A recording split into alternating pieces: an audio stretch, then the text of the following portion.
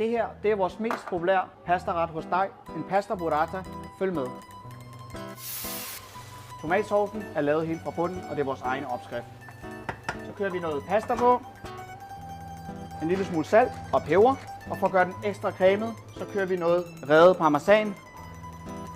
Og det lader vi arbejde ned i, så det smelter sammen og gør den lidt mere cremet og fast. Så skal den lige have et minuts tid, så er den faktisk klar til at blive serveret.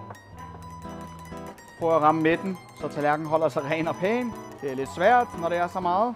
Vi tilføjer lidt ekstra hakket basilikum. Så kører vi lidt parmesan på, og der skal vi helst ikke være for nære i. Så har vi vores smukke burrata her.